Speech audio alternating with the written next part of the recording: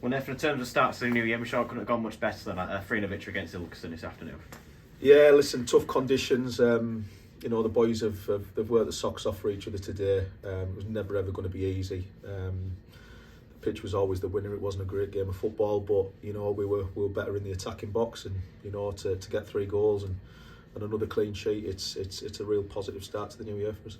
Yeah, and you could tell in the first half it seemed that both sides were trying to sort of suss out the conditions a bit, but both teams still attempted to create their own chances. Whitby probably had the better of them, but still has warning signs from Ilkeston as well. Yeah, it was gonna. We looked at it and it was going to be a mistake that created the first goal, and they've hit the post off one of our mistakes, and we hit the post off one of their mistakes. But it was really, really scrappy. It was only ever going to be a goal off a second or a third ball or a mistake, and that's the way the first half turned out to be. It was, like I say, it was tough, but credit to both teams for getting through it.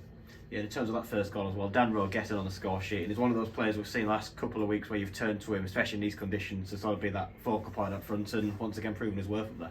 Yeah, we had to do it. It was we had to play a direct game, which I don't like, but you've got to play to the conditions, and Dan being Dan and as physical as what he is, he's always going to occupy defenders. But that first goal, it was made from Lewis Hawkins' pass and Connor Smith's run to get down the outside of him. It was a bit of class. Like I say, we exposed them, and fair play to Danny for putting in the goal. But without the pass and the run from Connor, it would never have happened. And then goal 2 came shortly after Junior Mondell getting that one. It took a bit of a time to go across the line, but same you pleased with Junior. The fact it sort of gives you that bit more of a cushion to work on. Yeah, it was good. It was good time to get it.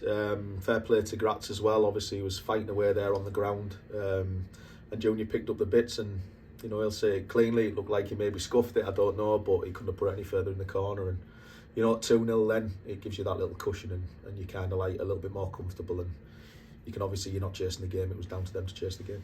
Yeah, and then the third goal as well coming later on. Stephen Walker, I'm sure that he's a player that you're delighted for. He's got that goal. Yeah, in a sense, it was the build-up was a carbon copy of the first goal, except it was Bramwell with a crossfield ball to Haslam on the left.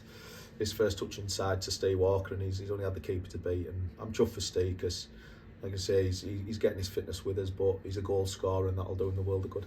Yeah, and you mentioned already the Jeremy Bramwell, the passability of him, and he's a player that since he's come back, obviously we saw what he was capable of last season, but come back and he seems to be an even better player again, doesn't he? Particularly this range of passing. He's come on leaps and bounds in the year, physically, mentally, technically as well. He reads the game very, very well, and you've seen today on a really tough pitch his passing ability as well, alongside his vision. So I'm chuffed to bits with him. He's doing very, very well for us, and long may that continue.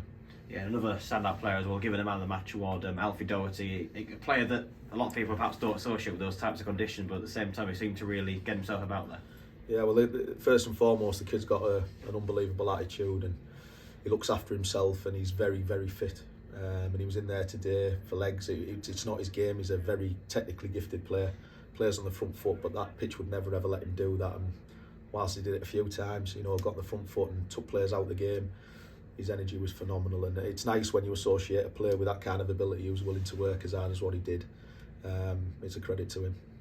Yeah, and then again, more shout-outs here. Really, Shane Blan today, his 400th Whitby Town appearance, and at his age as well, it's quite the achievement there.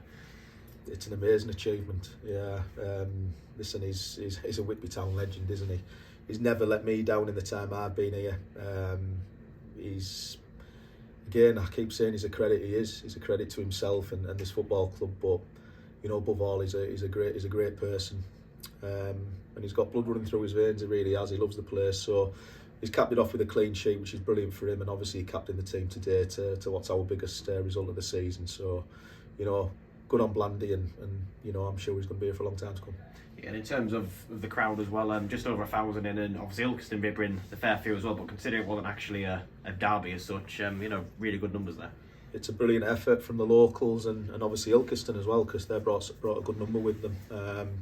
New Year's Day, it's great to see. It's what non-league's about, and we want to see more of that. Obviously from our side, we're obviously pushing forward, and we've got aspirations of obviously getting into the playoffs, so it's a good start to the year for us, and hopefully the good crowds can continue. Yeah, and just looking ahead, it's a return to action on Saturday. Again, that'll be completely different conditions down at Worksop, and that one, a side that have come off the back of a defeat today, I'm sure they'll be particularly up for that one, especially at home. Yeah, well, the best team we've played this season. Night of players, they were phenomenal on the night. But listen, we're a different team, I think, to them. We're on a good run of form, and we love playing away from home. We know that the surface will be absolutely bang on for us. But listen, tough game as they all are in this league, and we're expecting another tough game. But we'll see what happens next week. Yeah, very much, Nathan.